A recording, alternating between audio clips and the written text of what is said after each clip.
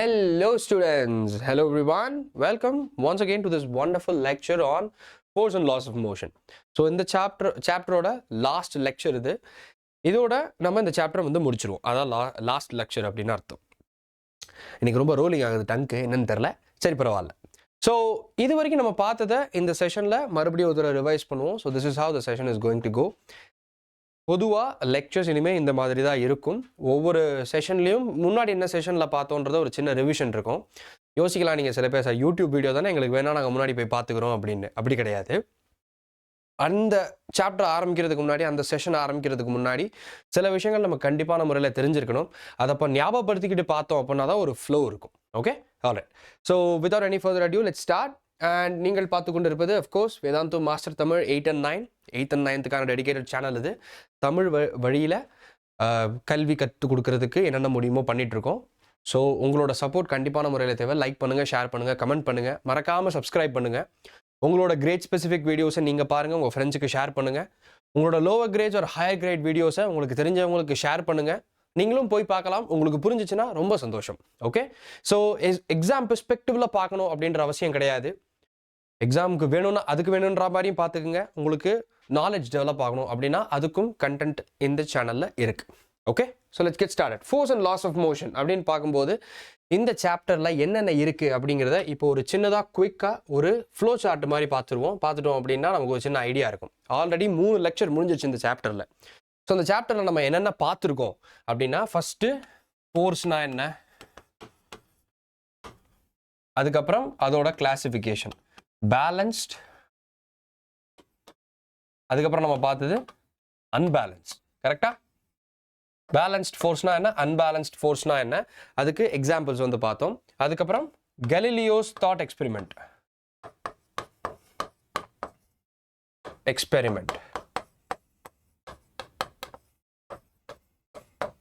அதுக்கப்புறம் என்ன பார்த்தோம், ஃபர்ஸ்ட் லா ஆஃப் மோஷன்.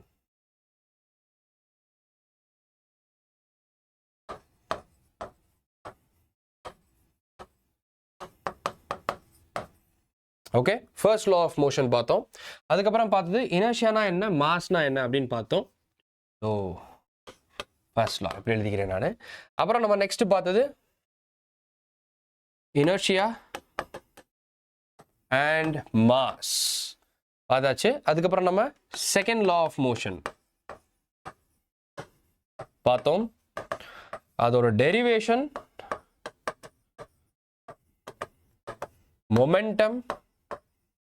மொமெண்டம்னா என்ன, அதுக்கும் இதுக்கு என்ன சம்பந்தம், டெரிவேஷன். அப்புறம் ஃபர்ஸ்ட் லாவை வச்சு செகண்ட் லாவை வச்சு ஃபர்ஸ்ட் லாவை எப்படி ப்ரூவ் பண்ணுறது அப்படின்னு பார்த்தோம். சரியா?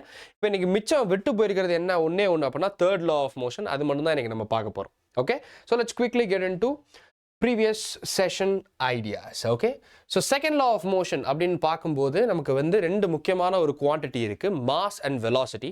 இந்த ரெண்டையும் கம்பைன் பண்ணுற மாதிரி ஒரு குவான்டிட்டி இருக்குது, அதுக்கு பேர் தான் மொமெண்டம் அப்படின்னு பார்த்தோம். It was put forward or introduced by Newton அப்படின்னு பார்த்தோம். மொமெண்டம் அப்படிங்கிறத வந்து P = mv அப்படின்னு நம்ம பார்த்தோம். That is the formula for momentum. ஞாபகம் இருக்கா? P = mv. mனா மாஸ், vனா வெலாசிட்டி. இந்த ரெண்டத்தோட ப்ராடக்ட் அப்படிங்கிறது தான் வந்து மொமெண்டம் அப்படின்னு பார்த்தோம். இதுக்கு ஒரு எக்ஸாம்பிள் நம்ம என்ன பார்த்தோம், ஒரு காரை சடனாக புஷ் பண்ணுறதுக்கும் பொறுமையாக புஷ் பண்ணுறதுக்கும் இருக்கிற வித்தியாசம் அப்படின்னு பார்த்தோம். அங்கே வந்து rate of change of momentum பற்றி பேசினோம். இன்னொரு எக்ஸாம்பிள் வந்து புல்லட், மாஸ் கம்மி, வெலாசிட்டி ஜாஸ்தி. இந்த எக்ஸாம்பிள் பார்த்தோம். அதுக்கப்புறம் ஒரு கிரிக்கெட் பாலுக்கும் பிங் பாங் பாலுக்கும் இருக்கிறது. கரெக்டா? கிரிக்கெட் வெர்சஸ் பிங் பாங் பால். இதில் பார்க்கும்போது கிரிக்கெட்டில் வந்து பாலோட மாஸ் ஜாஸ்தி, வெலாசிட்டி கான்ஸ்டண்டாக இருந்தாலும், இங்கே மாஸ் கம்மி, அதே வெலாசிட்டி இருந்தாலும் இது வந்து அதிகமான எஃபெக்ட் கொடுக்கும். ஸோ மாஸும் வெலாசிட்டியும் ரொம்ப முக்கியம் ஒரு ஆப்ஜெக்ட் வந்து அதோட இம்பேக்ட் கிரியேட் பண்ணுறதுக்கு அப்படின்னு பார்த்தோம். ஸோ மொமெண்டம் அப்படின்றப்போ we talk about impact. Okay, what is the impact அப்படிங்கிறத வச்சு நம்ம வந்து what is the impact of a body. அப்போ அந்த இம்பேக்ட் தெரியணும் அப்படின்னா அந்த பாடியோட மாஸ் என்னன்னு தெரியணும், அந்த பாடியோட வெலாசிட்டி என்னன்னு தெரியணும். அந்த ரெண்டத்தோட ப்ராடக்ட் தான் மொமெண்டம் அப்படின்னு நம்ம சொல்கிறோம். அதை நம்ம ஸ்மால் p ல ரெப்ரசன்ட் பண்றோம். And what is the unit of momentum? இந்த மாஸ் அண்ட் வெலாசிட்டியோட யூனிட்டை மல்டிப்ளை பண்ணுறது தான். மாஸோட யூனிட் என்ன? கிலோகிராம். ஸ்மால் லெட்டரில் தான் எழுதணும். Velocity metre per second. So kilogram metre per second அப்படிங்கிறது யூனிட் ஆஃப் மொமெண்டம். இதுக்கும் ஃபோர்ஸுக்கும் இருக்கிற வித்தியாசமும் பார்த்தோம். ஃபோர்ஸோட யூனிட் என்ன? மாஸ் டைம்ஸ், ஃபோர்ஸை வந்து மாஸ் டைம்ஸ் ஆக்சலரேஷன் சொல்லலாம். ஸோ அதோட unit kilogram metre per second square. இங்கே மீட்டர் பெர் செகண்ட் மட்டும்தான். முடிஞ்சு போச்சு. மொமெண்டம் பார்த்தாச்சு. நெக்ஸ்ட் என்ன பார்த்தோம்? அகெயின் யூனிட் தான். ஸோ இது வந்து ஃபோர்ஸ் மாதிரியே தான். இதுக்கு மேக்னிடியூடும் வேணும், டைரக்ஷனும் வேணும், ரெண்டும் வேணும். அப்படின்னா என்ன டைப் ஆஃப் குவான்டிட்டின்னு பார்த்தோம்? This is a vector quantity அப்படின்னு பார்த்தோம். So momentum is a vector quantity. அது வந்து physical quantities classify பண்றதுக்கு ஒரு விதம். Vector quantity. So vector quantityனா directionும் வேணும், magnitudeும் வேணும். ரெண்டு இருந்தா மட்டும்தான் it is called a vector quantity. Force மாதிரி எதுவும் ஒரு வெக்டர் குவான்டிட்டி. யூனிட் வந்து பார்த்தோம் kilogram metre per second. Kilogram அப்படிங்கிறது மாஸோட யூனிட், மீட்டர் பெர் செகண்ட் அப்படிங்கிறது வெலாசிட்டியோட யூனிட். இங்கே கன்ஃபியூஸ் பண்ணிக்க வேணாம் ஸ்டூடெண்ட்ஸ். மீட்டர் பெர் செகண்ட் டினாமினேட்டரில் இருக்கிற நியூமரேட்டரில் கொண்டு வரணும்னா இன்வர்ஸில் எழுதலாம். ஓகே, பேசிக் மேத்தமேட்டிக்ஸ் அவ்வளவுதான். இது ரெண்டும் ஒன்று தான். ரெண்டுமே யூனிட் ஆஃப் வெலாசிட்டி. ஓகே, மறந்துடக்கூடாது. ஸோ இதெல்லாம் நம்ம போன இதில் வந்து பார்த்தோம். எஸ்ஐ யூனிட் அப்படின்னா என்ன அப்படிங்கிறதுக்கு ஒரு அருமையான ஃபவுண்டேஷன் வீடியோ இன்னைக்கு வரப்போகுது. மறக்காம பாருங்க. அந்த ஃபவுண்டேஷன் வீடியோ நீங்கள் பார்க்கறது மூலமா எஸ்ஐ யூனிட்ஸ்னா என்ன, எப்போ இன்ட்ரடியூஸ் பண்ணோம் அப்படின்றத பற்றிலாம் பேசுவோம். ஒரு சின்ன பிரீஃபான இது தரேன். SI யூனிட்ஸ்னா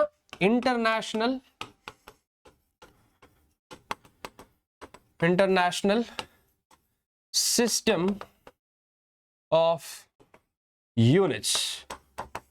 internationally accepted system of units அப்படின்னு அர்த்தம். அண்ட் இந்த இன்டர்நேஷனலி அக்செப்டட் சிஸ்டம்ல வந்து நமக்கு முக்கியமான விஷயம் என்ன தெரிய வருது அப்படின்னா, எல்லாரும் இதை காமனாக யூஸ் பண்றாங்க அப்படின்னு நம்ம வந்து புரிஞ்சுக்கலாம். Okay, alright. ஸோ நெக்ஸ்ட் நம்ம வந்து என்ன பார்க்க போறோம் அப்படின்னா, என்ன பார்த்தோம் இது வரைக்கும் ரிவைஸ் தானே பண்ணிட்டு இருக்கோம். நெக்ஸ்ட் என்ன பார்த்தோம் அப்படின்னா, second law of motion. Second law of motion வந்து rate of change of momentum is directly proportional to the force, applied unbalanced force அப்படின்னு போட்டு இந்த direction of the applied force அப்படின்னு வந்து பார்த்தோம். இதை வச்சு நம்ம என்ன பண்ணோம்? ரெண்டுத்துக்கு இருக்கிற derivation. How do I give a mathematical formulation for the second law of motion? So இங்கே நம்ம வந்து ஃபோக்கஸ் பண்ண வேண்டிய விஷயங்கள் என்ன? ரேட் ஆஃப் சேஞ்ச் ஆஃப் மொமெண்டமை எப்படி ரெப்ரசென்ட் பண்ணுறோம் அப்படின்னா, அதுக்கு தான் நான் முதல்ல அதாவது சொன்ன எக்ஸாம்பிள், அந்த காரை உடனே புஷ் பண்ணுறதுக்கும் ரொம்ப நேரம் புஷ் பண்ணுறதுக்கும் மொமெண்டம் சேஞ்ச் ஆகுதுன்னா டைமை டிபெண்ட் பண்ணி இருக்கு. So rate of change of momentum அப்படிங்கிறதுனா கீழே டி வரும். சேஞ்ச் இன் மொமெண்டம் அப்படின்னா இதுதான் change in momentum. So change in momentum அப்படின்னு சொல்லும்போது final minus initial, mv minus mu, இதை வி மைனஸ் யூன்னு நான் எழுதலாம். இதுதான் சேஞ்ச் இன் மொமெண்டம். லாஸ்ட் செஷனில் சொல்லும் போதே சொன்னேன், ரேட் ஆஃப் சேஞ்ச் ஆஃப்னு சம்திங் வருதுன்னா டினாமினேட்டரில் வந்து டைம் குவான்டிட்டி வரப்போகுதுன்னு அர்த்தம். அதுக்கு நான் மல்டிபிள் எக்ஸாம்பிள் கொடுத்தேன் நான். ஃபார் எக்ஸாம்பிள், ஸ்பீட் அப்படிங்கிறது rate of change of distance அப்படின்னு சொல்லலாம். ஸோ டிஸ்டன்ஸ் பை டைம், கீழே டைம் வருது. வெலாசிட்டி அப்படின்னா rate of change of displacement by time, அதுதான் வெலாசிட்டியோட டெஃபினிஷன். ஆக்சலரேஷனா rate of change of velocity. So already velocity வந்து டிஸ்பிளேஸ்மெண்ட் பை டைம், அது கீழே இன்னொரு டைம் வந்து வரும். ஸோ டைம் வந்து டினாமினேட்டரில் வந்து திரும்பி ஆட் ஆகும். அதனால தான் ஆக்சலரேஷனோட யூனிட் வந்து மீட்டர் பெர் செகண்ட் ஸ்கொயர். எழுதுறேன், இன்னொரு தடவை நல்லா பார்த்துக்குங்க. Acceleration is rate of change of velocity. Okay, நமக்கு தெரியும் ரேட் ஆஃப் சேஞ்ச் ஆஃப் தான் டினாமினேட்டரில் டி வரும்னு. ஸோ டினாமினேட்டரில் டி போட்டுறேன் நான். ரேட் ஆஃப் சேஞ்ச் ஆஃப் வெலாசிட்டியோட யூனிட் என்ன? Metre per second. டைமோட யூனிட் என்ன?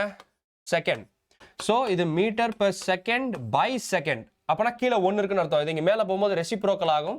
So metre per second into 1/2. அதனால தான் ஆக்சலரேஷனோட unit metre per second square. இதே ரூல் தான் இங்கேயும். ரேட் ஆஃப் சேஞ்ச் ஆஃப் மொமெண்டம்னா கீழே டி வரும்னு அர்த்தம். ஸோ இதை போட்டாச்சு. இதுவும் ஃபோர்ஸும் ப்ரொபோர்ஷனல். அதுதான் செகண்ட் லா ஆஃப் மோஷன். இங்கே தான் நம்ம ஈக்குவேட் பண்ணுறோம். பண்ணிட்டு இந்த ப்ரொபோர்ஷனாலிட்டி சிம்பிளை மாற்றணும் அப்படின்னா கண்டிப்பான முறையில் ஒரு கான்ஸ்டன்ட் ஆஃப் ப்ரொபோர்ஷனாலிட்டி ஆட் பண்ணணும். இந்த கே அப்படிங்கிறது constant of proportionality. Constant or proportionality கான்ஸ்டன்ட்னு சொல்லலாம். ப்ரொபோர்ஷனாலிட்டி கான்ஸ்டன்ட் அப்படின்னு சொல்லலாம். கே போட்டேன், ஈக்குவல் டு சிம்பிள் வந்துருச்சு, ஈக்குவல்ஸ் ma போட்டாச்சு. ஏன்? Because rate of change of velocity is acceleration. Final velocity minus initial velocity over time அப்படிங்கிறது என்னது? acceleration போட்டாச்சு. So k வந்து is a constant, அது வந்து 1 meter per second square அப்படின்னு வந்து m equal to 1 kg, a equal to 1 meter per second போட்டோம்னா k ஓட வேல்யூ 1 ன்னு வந்துரும்.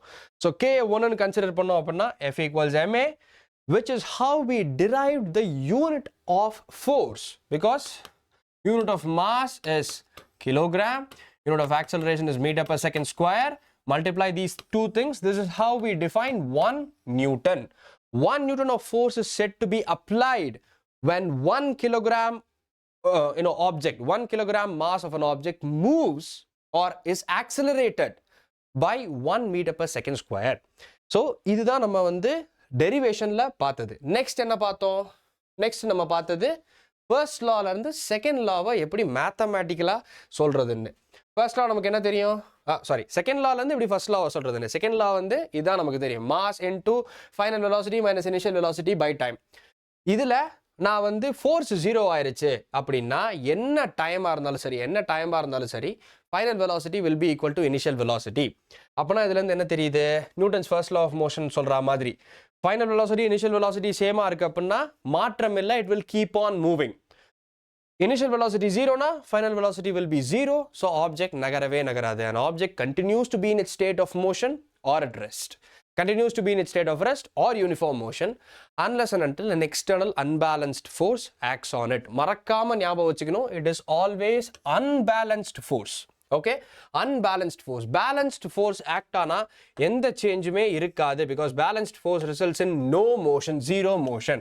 Unbalanced force is extremely important. Unbalanced force இத வந்து அவ்வளவு தெளிவா மென்ஷன் பண்ணணும். unbalanced force ன்னு சொல்லல அப்படின்னா நம்ம மென்ஷன் பண்ணல, ஸ்பெசிஃபிக்கா இல்ல அப்படின்னா பிசிக்ஸ்ல கஷ்டம். physics is all about specificity. இத நான் வந்து மறுபடியும் சொல்லிக்கிறேன். all right, okay, quick revision முடிஞ்சு போச்சு.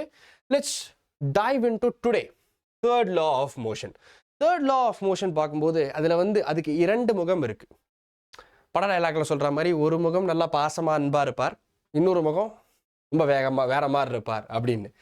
So Newton's third law of மோஷன்ல இரண்டு முகம் இருக்கு. அந்த இரண்டு முகம் என்னென்ன அப்படிங்கிறத நம்ம ஒரு சீரீஸ் ஆஃப் எக்ஸாம்பிள்ஸ் மூலமா பார்க்க போறோம். Okay, so let's see the series of example. First example என்ன அப்படின்னா, ஃபர்ஸ்ட் லாலையும் செகண்ட் லாலையும் நமக்கு என்ன தெரிஞ்சிருக்கு? ஃபர்ஸ்ட் லால நமக்கு வந்து ஒரு ஆப்ஜெக்ட் வந்து எக்ஸ்டர்னல் அன்பேலன்ஸ்ட் ஃபோர்ஸ் இல்லைன்னா நகராது, ஃபோர்ஸ் இருந்தால் தான் வந்து சேஞ்ச் இன் ஸ்டேட் இருக்கும்னு பார்த்தோம். செகண்ட் லால ஃபோர்ஸை எப்படி குவான்டிஃபை பண்ணுறது அப்படின்னு பார்த்தோம். தேர்ட் லால நம்ம பார்க்க போகிறது என்னன்னா, இதனால வரக்கூடிய ரியாக்ஷன் என்ன அப்படின்னு. ஓகே, ஸோ ஒரு ஆப்ஜெக்ட் இன்னொரு ஆப்ஜெக்ட் மேலே ஃபோர்ஸ் எக்ஸர்ட் பண்ணும்போது என்ன ஆகுது? So when one object exerts a force on another, the second object instantaneously exerts a force back on the first. ஒரு மாதிரி கன்ஃபியூசிங்காக இருக்கிற மாதிரி இருக்கும். Let's break down. இதே தான் நம்ம வந்து ஃபர்ஸ்ட் லாக்கும் பண்ணோம். Word by word break down பண்ணி பார்ப்போம். So that's going to help us. When one object exerts a force on another. So ஒரு ஆப்ஜெக்ட் இருக்கு. When this exerts a force on another, the second object instantaneously exerts a force back. இது நடந்த உடனே instantaneously இது இப்படி ஒரு force கொடுக்கும். If this is F1, this is going to be F2. And this happens instantaneously.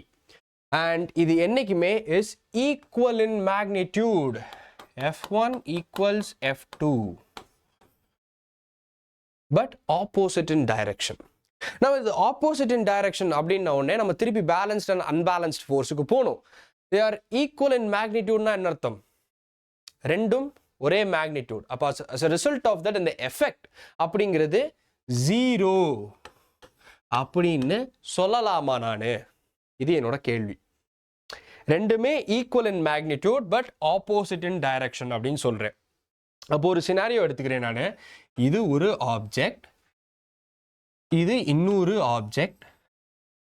இந்த ரெண்டு ஆப்ஜெக்டுக்கு நடுவில் இங்கிருந்து F1 அப்படின்னு ஒரு ஃபோர்ஸ் இருக்கு, இது F2 அப்படின்னு ஒரு ஃபோர்ஸ் எக்ஸர்ட் பண்ணுது. என்னோட கண்டிஷன் F1 equals F2 அப்படின்னு சொல்றேன். அப்போ நெட் ஃபோர்ஸ் எஃபெக்ட் வந்து 0 நான் சொல்லலாமா? இது என்னோட கேள்வி. இந்த கேள்விக்கு சரியா பதில் சொல்றீங்க அப்படின்னா உங்களுக்கு நல்ல அண்டர்ஸ்டாண்டிங் இருக்குன்னு அர்த்தம். இந்த கேள்வி கொஞ்சம் ட்ரிக்கியான கேள்வி. ஏன்னா இங்க நான் மாஸை பத்தி பேசவே இல்லை. ரெண்டு ஆப்ஜெக்ட் ஒரே சைஸ் ஒரே மாஸா இருக்கணும்னு அவசியமே இல்லையே. இப்போ நான் வந்து ஒரு செவுத்த குத்துறேன் அப்படின்னா அந்த செவுரு என் மேல அதே ஃபோர்ஸ் கொடுக்கும். வலி எனக்கா செவுருக்கா? டேமேஜ் எனக்கா செவுருக்கா? ஏன்? Mass difference. So force is of same magnitude but in opposite direction. ஆனால் அந்த எஃபெக்ட் அப்படிங்கிறது ஒன்னா இருக்கணும்ன்ற அவசியம் கிடையாது. Because the mass of an object, mass of the two objects might be different. So இதை நம்ம இப்போ வந்து டீட்டெயிலாக பார்க்க போகிறோம். எப்படி பார்க்க போகிறோம்? இப்படி பார்க்க போகிறோம். Okay. So the force act on different object and never on the same object. இது ரொம்ப முக்கியம். Okay. And opposing forces are also known as action and reaction. So என்னோட ஆக்ஷனுக்கு ஒரு ரியாக்ஷன் இருக்கு. ஸோ இதை நியூட்டன்ஸ் தேர்ட் லா ஆஃப் மோஷனில் ஒரு சென்டென்ஸாக கொண்டு வர முடியும். அது ஒரு எக்ஸாம்பிளை வச்சு நம்ம பார்ப்போம். அதுக்கு முன்னாடி ஆக்ஷன்னா என்ன, ரியாக்ஷன்னா என்ன அப்படின்றத நம்ம பார்த்துக்குவோம். ஸோ ஆக்ஷன் அப்படிங்கிறத F1ன்னு வச்சுக்கலாம், ரியாக்ஷன் அப்படிங்கிறத F2ன்னு வச்சுக்கலாம். ரெண்டுமே ஃபோர்ஸ் தான், வேற ஒன்றுமே கிடையாது. ஓகே. இதை ரொம்ப காம்ப்ளிகேட் பண்ணிக்கிறதுக்கு ஒன்றுமே இல்லை. Action is F1, reaction is F2. These two are equal in magnitude, opposite in direction, and they never act on the same object. F2 acts on object 1. F1 acts on object 2. Okay? ஒரே ஆப்ஜெக்ட்ல இருக்கவே இருக்காது. This is very very important. Okay? Next என்ன? ஒரு சின்ன example இங்க எடுத்துக்கிறோமே. ரெண்டு footballers கட்டி உருள்ட்டோம். இப்போ சிவப்பு கலர் ஒருத்தர் இருக்காரு, வெள்ளை கலர் ஒருத்தர் இருக்காரு. யாருக்கு வலி? போட்டோ வச்சு சொல்லக்கூடாது. நான் வந்து யாருக்கு அதிகமான வலின்னு கேட்கல, யாருக்கு வலின்னு தான் கேட்குறேன். யாருக்கு வலிக்கும் இங்க? ரெண்டு பேருமே ஆக்சுவலாக சுருண்டு விழுந்துட்டாங்க. வலிக்குது. ஸோ இங்க ரெட் டிஷர்ட்டை ஆர்ன்னு வச்சுக்கிறேன், ஒயிட் டிஷர்ட்டை டபிள்யூன்னு வச்சுக்கிறேன். நான் R is exerting a force of F1 on W. W is exerting a force of F2 on R. ரெண்டுமே equal in magnitude but opposite in direction. ஆனால் இங்கே சங்கடம் என்ன? ரெண்டு பேரும் ஒரே மாஸ் கிடையாது, வெவ்வேறு மாஸ் இருக்கலாம். ஆனால் ரெண்டு பேருக்குமே இந்த இடத்துல பாதிப்பு. ஏன்னா இந்த ஃபோர்ஸை தாங்குற அளவுக்கு இங்கே சத்து இல்லை, இவரோட ஃபோர்ஸை தாங்குற அளவுக்கு அவருக்கு சத்து இல்லை.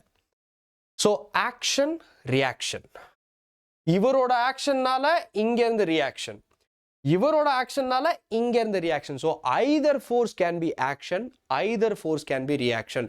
நான் F1 ஆக்ஷன் கன்சிடர் பண்ணேன்னா F2 is reaction. If F1 is action, F2 is reaction. If F1 is action, F2 is reaction. And I can flip this. If F2 is action, then F1 is reaction. Because it's all about perspective. நான் சகப்பு சட்டக்காரன் வந்து முட்டுறான் அப்படின்னு பார்த்தேன்னா சகப்பு சட்டக்காரன் கொடுக்கறது action. வெள்ளை சட்டக்காரன் வந்து முட்டுறான் அப்படின்னு பார்த்தேன்னா வெள்ளை சட்டக்காரன் கொடுக்கறது action. F1, F2, action, reaction. இன்னொரு எக்ஸாம்பிள் எடுப்போமே. இன்னொரு சிம்பிளான எக்ஸாம்பிள். இன்னொரு எக்ஸாம்பிள் என்ன அப்படின்னா இந்த எக்ஸாம்பிள். யாரு வேகமா போனாங்க தெரியுதா? யாரு வேகமா மூவ் ஆகுறாங்கன்னு? ஸோ நம்மளோட லேடி ஃப்ரெண்ட் இங்கே இருக்காங்க, அப்புறம் வந்து ஒரு ஜென்ட் ஆம்பளை ஃப்ரெண்ட் இருக்காங்க. Okay. So lady friend and மேல் ஃப்ரெண்ட். சரி, ஃபீமேல் ஃப்ரெண்டுன்னு வச்சுக்கோமே. So female friend is exerting a force as well. Male friend is exerting a force. இங்க நமக்கு ரொம்ப தெளிவா தெரியுது மேல் ஃப்ரெண்ட் தான் புஷ் பண்றாருன்னு. நல்லா தெரியுது, அவர் தான் புஷ் பண்றாரு. ஸோ மேல் தான் இங்க ஆக்ஷன். ஸோ இதை நம்ம F1 அப்படின்னு எடுத்துக்கலாம். அவர் புஷ் பண்றாரு, அப்போ இவங்க மட்டும் தானே போகணும், லேடி மட்டும்தான் மூவ் ஆகணும். ஃபீமேல் மட்டும்தான் மூவ் ஆகணும். ஆனால் அவங்க மட்டும் போல, அவரும் சேர்ந்து நகர்றாரு. ஏன்? பிகாஸ் இங்கிருந்து ஒரு ரியாக்ஷன் இருக்கு. F2 ரெண்டும் equal but opposite in magnitude. ஆனால் ரெண்டு பேரோட மாஸும் டிஃப்ரெண்ட். அப்போ அந்த ஃபோர்ஸ்னால வர்ற எஃபெக்ட் வித்தியாசமா இருக்கு. ஃபோர்ஸ்னால வர்ற எஃபெக்ட் வித்தியாசமா இருக்கு. பிகாஸ் மாஸ் வேற, ரெண்டு பேரும் வேற different mass. So action and reaction to not take place in the same object. இவரோட ஆக்ஷன் இங்கே நடக்குது, இவங்களோட ரியாக்ஷன் அவர் மேல நடக்குது. So those are two different things and two different things happens in two different bodies. இதை இன்னும் ஈஸியா எப்படி எக்ஸ்பெரிமெண்டலா ப்ரூவ் பண்ணலாம்? இதை விட எக்ஸ்பெரிமெண்டலா ப்ரூவ் பண்ணலாம்னா இந்த spring balance. So spring balance example உங்கள் புக்லேயும் இருக்கும். புக்கில் இருக்கிறத அப்படியே சொல்கிறதுக்கு நான் வரல, உங்களுக்கு எடுத்து சொல்கிறதுக்கு நான் வந்திருக்கேன் நான். ஸோ இந்த புக்கில் இதில் என்ன இருக்குது? ரெண்டு ஸ்ப்ரிங் பேலன்ஸ் இருக்குது. ஒரு ஸ்ப்ரிங் பேலன்ஸை நான் இந்த மாதிரி வால் அட்டாச் பண்ணி வச்சுருக்கேன். தெரியுதா? வாலில் இங்கே அட்டாச் பண்ணி வச்சுருக்கேன் நான். இப்போ நான் என்ன பண்ண போகிறேன் அப்படின்னா, ஃப்ரீ எண்டிலிருந்து அந்த ஸ்ப்ரிங் பேலன்ஸை இழுக்க போகிறேன். அங்கேருந்து நான் இழுக்க போகிறேன். இதில் இழுக்கும்போது எனக்கு ஒரு விஷயம் என்ன வரும் அப்படின்னா, இந்த ஸ்ப்ரிங் பேலன்ஸில் என்ன ரீடிங் வருதோ அதுதான் இங்கேயும் வரும். இப்போ நான் அதை இழுக்கும்போது இந்த பாயிண்டர் இங்கேருந்து நகண்டு இங்கே நிற்குது அப்படின்னா, இந்த பாயிண்டரும் இங்கேருந்து நகண்டு இங்கே நிற்கும். ரெண்டுமே ஈக்குவலாக இருக்கும். இது ப்ரூவ் பண்ணியிருக்காங்க. இன்னைக்கு நேற்றுக்கு இல்லை, ப்ரூவ் பண்ணியிருக்காங்க. ஸோ இப்போ அந்த ப்ரூவ் பண்ணதுலேருந்து நமக்கு என்ன தெரிய வருது? ஆக்ஷன் அண்ட் ரியாக்ஷன் அப்படிங்கிறத பற்றி தெரிய வருது. Action, reaction. ஸோ இங்கேருந்து தான் the very famous statement of Newton's third law of motion comes. என்னது? இதுதான். To every action there is an equal and opposite reaction. So இந்த ஸ்டேட்மெண்ட்டே இந்த எக்ஸாம்பிள் நம்மளால கொடுக்க முடியும். ஸோ ரெண்டு ஸ்ப்ரிங் பேலன்ஸ் இருக்கு. One is tied to the wall, fixed, one is freely moving. இந்த ஸ்ப்ரிங் பேலன்ஸை பிடிச்சி நான் எடுக்கும்போது இங்கே என்ன ரீடிங் காட்டுதோ அதே ரீடிங் தான் இங்கேயும் காட்டுது. அப்போனா என்ன அர்த்தம்? The reaction force is equal to the action force. They are same in magnitude but opposite in direction. To every action there is an equal and opposite reaction. இங்கேருந்து நம்ம என்ன சொல்லலாம்? Action and reaction, action and reaction do not act on same object. Do not act on same object. ரெண்டும் ஒரே ஆப்ஜெக்ட்ல act ஆகாது. They always act on two different objects. And this is the very infamous statement of Newton's third law of motion. To every action there is an equal and opposite reaction. Action and reaction do not take place on the same object. இது இந்த எக்ஸாம்பிளுக்கு மட்டும் இல்லை, பல எக்ஸாம்பிளுக்கு பயன்படும். இந்த பிரின்சிபலை base பண்ணி தான் ராக்கெட்ஸ் ஃபங்க்ஷன் ஆகுது. ராக்கெட் அவ்வளோ பெருசாக நகட்டணும் அப்படின்னா கிரவுண்டில் த்ரஸ்டர்ஸ் இருக்கு, அதை மேலே கொண்டு போகுது, அவ்வளோதான். ஸோ த ரியாக்ஷன் ஃபோர்ஸ், அந்த ஆக்ஷனால் வர ரியாக்ஷன் ஃபோர்ஸ் அதை ப்ரொப்பல் பண்ணுது. ஸோ அது கீழே இருக்கே, அது கீழே தானே ஃபயர் பண்ணுது. அப்போ இது எப்படி மேலே போகுதுன்னா அந்த ரியாக்ஷனால மேலே போகுது. இந்த மாதிரி நிறைய எக்ஸாம்பிள்ஸ் இருக்கு which can easily explain Newton's third law of motion. So இதெல்லாம் என்ன சார், எதுக்கு சார் இதெல்லாம் நம்ம படிக்கணும்? இதெல்லாம் நாங்கள் நேர்லேயே பார்க்குறோமே அப்படின்னா, நேரில் பார்க்குற விஷயங்களை இப்படி ஒரு சென்டென்ஸில் கொண்டு வர்றது தான் சயின்ஸ். நேரில் பார்க்குற விஷயங்களை எக்ஸ்பிளைன் பண்ணுறது science. How does this universe function? In the physical universe இவ்வளவு பெருசு, 13.6 billion light years in size. Sorry, 13.6 billion light years old. எந்த டைரக்ஷன்ல இருந்தும் 46 light years தூரம் யூனிவர்ஸ் எக்ஸ்பேண்ட் ஆயிருக்கு. இதை எக்ஸ்பிளைன் பண்றது பிசிக்ஸ், இதை எக்ஸ்பிளைன் பண்றது சயின்ஸ். ஸோ பிசிக்ஸ் மட்டும் இல்லை, எல்லா சயின்ஸ் சப்ஜெக்ட்ஸுமே it is explaining what are you observing, அவ்வளவுதான். நீங்கள் ஒரு பொருளை பார்க்குறீங்க, ஒரு ஆப்ஜெக்டை ஸ்பேஸில் பார்க்குறீங்க, அது 10 மில்லியன் லைட் இயர்ஸ்க்கு தள்ளி இருக்குது அப்படின்னா 10 மில்லியன் வருஷத்துக்கு முன்னாடி அது எப்படி இருந்துச்சோ அதை தான் நீங்கள் பார்க்குறீங்க.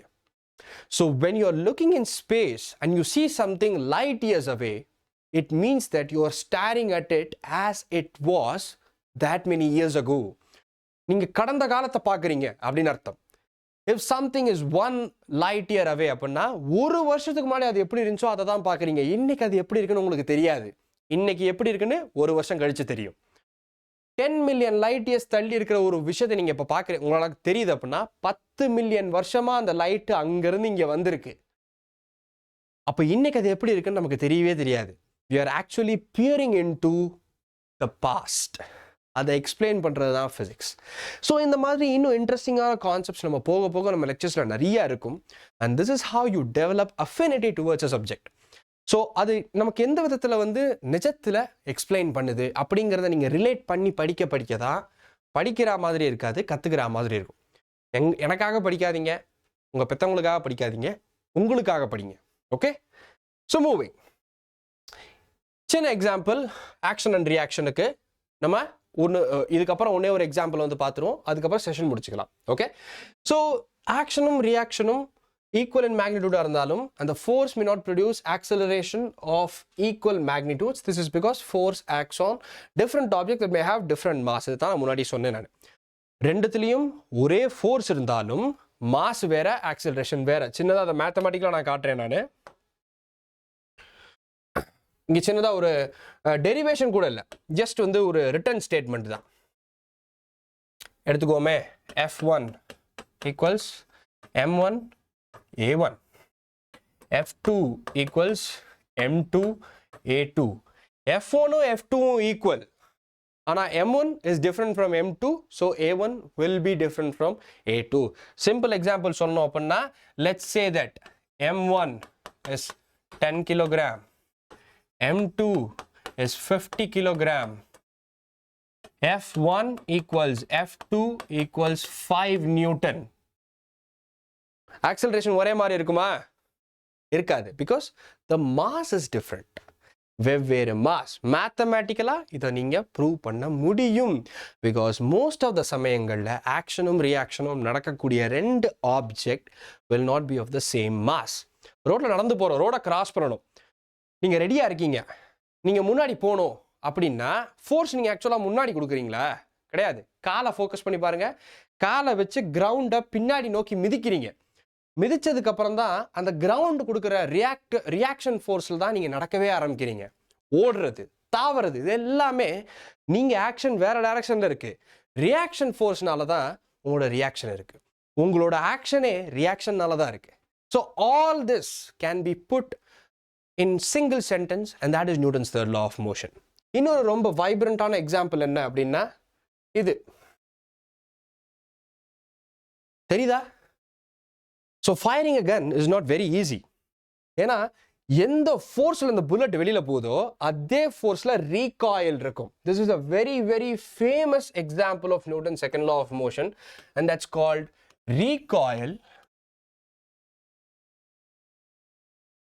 recoil of gun. கன் எப்படி ரீகாயில் ஆகுது? ஸோ ட்ரிகர் அழுத்தின உடனே ஒரு சின்னதாக ஒரு பின் மாதிரி ஒன்று இருக்கும்.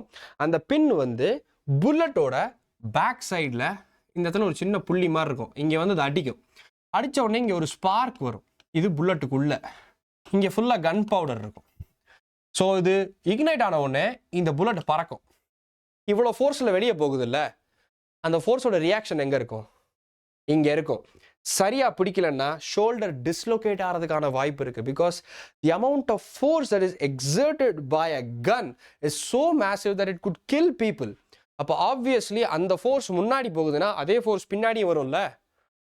அட்லீஸ்ட் இந்த புல்லட் ஹிட் ஆகிறவன் தள்ளி இருப்பான், இந்த ரியாக்ஷன் ஃபோர்ஸ் பக்கத்திலே இருக்கும்.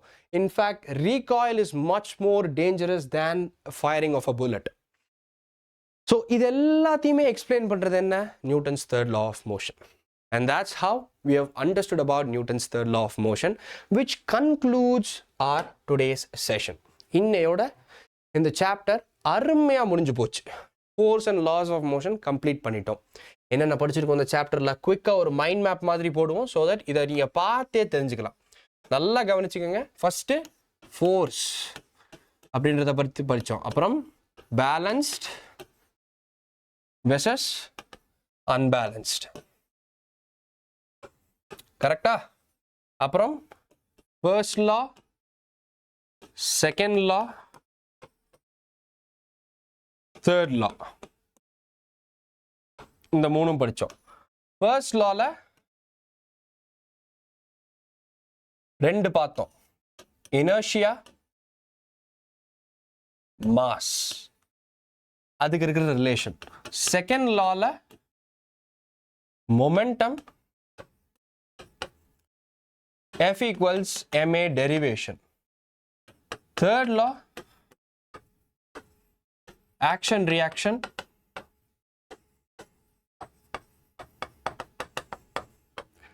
அப்புறம் ஃபோர்ஸோட எஃபெக்ட் ஆஃப் ஃபோர்ஸ். இவ்வளவுதான் இந்த சாப்டர்ல இருக்கு. இதை ஸ்கிரீன்ஷாட் எடுத்துக்கங்க, கையில் எழுதிக்கங்க, என்ன பண்ணுமோ பண்ணிக்கலாம். இவ்வளவுதான் இந்த சாப்டர்லயே இருக்கு, வேற ஒண்ணுமே கிடையாது. இதை நம்ம 4 லெக்சராக பார்த்துருக்கோம். இதுக்கப்புறம் இந்த சாப்டர்ல எந்த லெக்சர் வந்தாலும் அது எப்படி இருக்க போகுது அப்படின்னா நியூமரிக்கல்ஸாக இருக்க போகுது. என்னென்ன நியூமரிக்கல்ஸ்லாம் அதில் சால்வ் பண்ண முடியும்? செகண்ட் லா ஆஃப் மோஷனில் ஏகப்பட்ட நியூமரிக்கல்ஸ் இருக்குது. ஃபர்ஸ்ட் லா ஆஃப் மோஷனில் ஒரு சில நியூமரிக்கல்ஸ் இருக்குது. இன்ஃபேக்ட் தேர்ட் லாலையும் நிறைய நியூமரிக்கல்ஸ் இருக்குது. ஒரு ஸ்கேட் போர்டில் நான் நிற்கிறேன், அதில் நான் இவ்வளோ ஃபோர்ஸில் தள்ளினேன் அப்படின்னா அந்த பக்கம் எவ்வளோ ஃபோர்ஸில் நகரும் அப்படின்ற மாதிரி. ஃபோர்ஸ் ஈக்குவல் தானே. ஸோ ஃபோர்ஸ் ஈக்குவல் அப்படின்னா, ஆனால் அங்கே வந்து ஆக்சலரேஷன் எப்படி இருக்கும்? So F1 equals m1a1 equal to F2 which is equal to m2a2 போட்டு ஈக்குவேட் பண்ணி கண்டுபிடிக்கணும். ஸோ அந்த மாதிரி வந்து நிறையா நமக்கு வந்து இருக்க போகுது. ஸோ இதெல்லாம் தான் அடுத்த லெக்சர்ஸில் பார்க்க போகிறோம். So let's do some numericals. நான் வந்து எக்ஸாம்பிள் கொஷின்ஸையும் சால்வ் பண்ணுறேன், எக்ஸசைஸ் கொஷின்ஸையும் சால்வ் பண்ணுவேன், சம் மிஸ்லேனியஸ் கொஷின்ஸும் சால்வ் பண்ணுவேன். So that is going to be our upcoming lecture. So இது வரைக்கும் பார்த்ததுக்கு மிக மிக நன்றி. மறக்காமல் உங்களோட சப்போர்ட்டை தெரிவிச்சிருங்க அண்ட் டெலிகிராம் சேனல் ஜாயின் பண்ணிடுங்க. ஸோ தட் எங்ககிட்ட இருந்து அப்டேட்ஸ் உங்களுக்கு கான்ஸ்டண்ட்டாக கிடச்சிக்கிட்டே இருக்கும். நாங்களும் உங்களுக்கு இன்ட்ராக்டிவாக இருக்கிறதுக்கு என்னென்ன செய்ய முடியுமோ அதை செய்வோம். So thank you so much. And தலைவர் ஸ்டைலில் சொன்னோன்னா கரெக்டாக படிக்கணும். Okay, by everyone.